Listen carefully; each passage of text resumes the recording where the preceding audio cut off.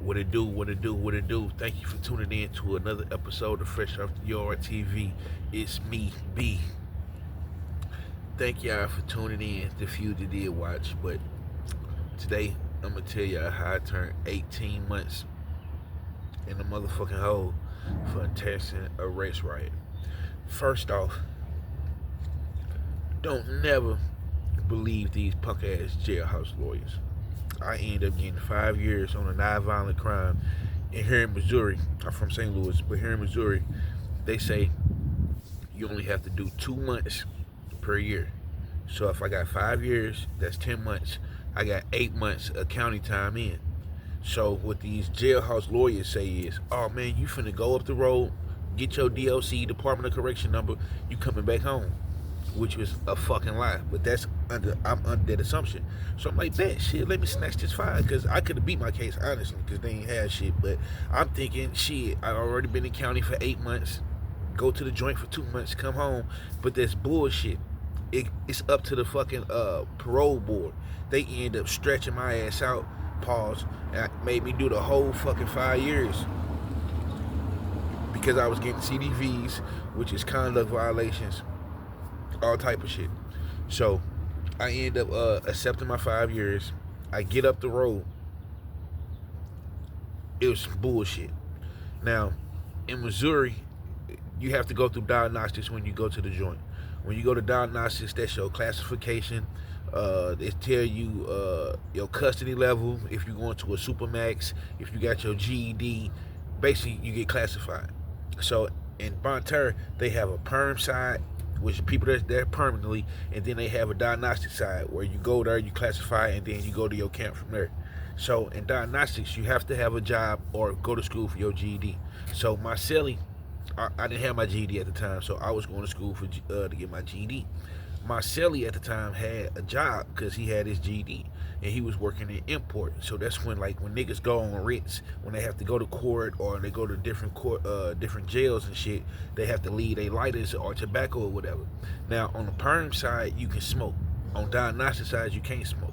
So niggas would pay with stamps. Stamps was currency in there. You were the people that worked in the kitchen was on the perm side, so we would slide them niggas stamps and they'd give us tobacco or whatever. So we was the only ones that had a lighter in my housing unit. So this little white boy tapping on the door, like, man, I need a light, I need a light. I'm like, all right, bro, I got you, because we do 9 cell rotations.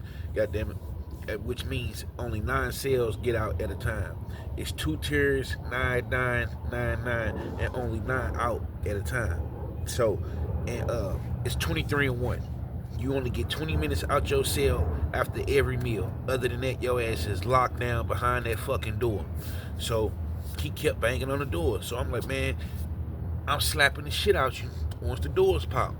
Now, I underestimated the nigga. It's my first time in prison, so I'm thinking, like, shit, I'm finna smack this nigga, goddammit. I'm finna let motherfuckers know, don't play with me. I ain't going for none of this shit, but I had no fucking idea what I was in store for. Okay, so motherfuckers hearing me saying, once the door pop, I'm slapping the shit out the little white boy. So boom, door pop, I go straight out there to him, pow, slap the shit out the little white boy. He looks stunned, like, yeah, nigga. I turn around, walk off. I'm not knowing, in the state of Missouri, I don't know how it is anywhere else, but you can't just fucking put your hands on other fucking races like that. Shit don't work like that. So 5 minutes later, 2 big ass white boys pop up in my cell. First they go holler at some OG, some black dudes, some older black dudes, like, hey, my little homeboy want to slide with the old boy that just slapped him. Now I'm thinking I just slapped a little white boy. He ain't no shit. I'm thinking it's gonna be done. Fuck no, nah, these niggas got the politicking and shit. So I had to end up banging with the little dude I slapped. So everything, my celly get out, like, nigga, I ain't gonna let him jump you, none of that shit, so we gonna fight one-on-one. Now, dude come in my cell, so I'm at the back of the cell, I'm squared up, I'm ready, I'm not knowing when he finna come in. Little white dude came in, fire. I ain't never been hit that hard in my motherfucking life, nigga. My shit was black for probably like 2 months. As soon as he hit me, my only instinct was to grab him. I grabbed his ass, boom, slammed him, hit his head against the toilet. I'm kicking the shit out of his ass. I'm hitting him and shit. I swing niggas so hard, I miss him and hit the motherfucking toilet. And you can see my mother, if you see my fucking knuckle, It's right here. But make a long story short, they end up breaking the fight up and all that shit. But my shit was black for damn near 2 months. Nigga, I think he fractured some shit in my face. I was seeing stars and all this shit. But that made me right there to respect everybody. Don't underestimate nobody. Because I ain't never been hit that hard. Honestly, shit, I think that was my last fucking fight. That was some real shit. That was my last fucking fight. But, of course, motherfuckers, the fight break up or whatever. And, I had to go to the med call. Med call is like if you take psych meds, blood pressure meds. If you take meds, they call you out, and it's mandatory. You have to go do it.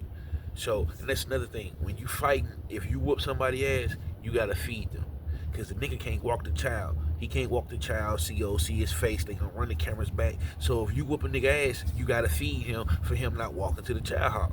So they called me for meds. Now, mind you, I'm not gonna lie, I'm keeping all the way 100. My shit is black. The little white dude fucked up too, but my shit is like, my shit swole. When I say swole, like that nigga then shut my shit, goddammit.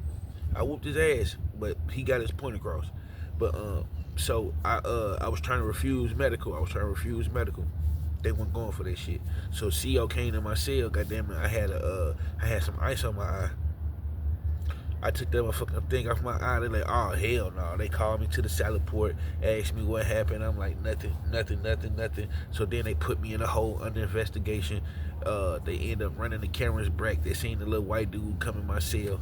I tried to lie and say, goddamn me, because they seen the two white boys talking and all that shit. I tried to lie and say motherfuckers, beat me up on some race shit. They like, nah, the little dude told them what happened. They seen me slapping the shit out of him earlier on camera because my dumb ass did it right in the motherfucking day room. So they put two and two together, and that's when they hit me with Enticing a race riot.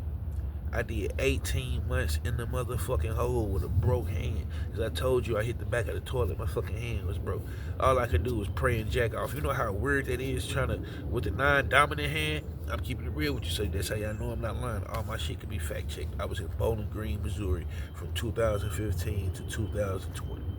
But the shit was crazy. They ended up hitting me with 18 months. My CDV, my conduct violation, was enticing a race riot. But I got more shit coming. I can tell you about a whole. After that shit, I end up getting shipped to Bowling Green. But comment, like, subscribe, fuck with the kid. I'm out. I got more content coming. Pow.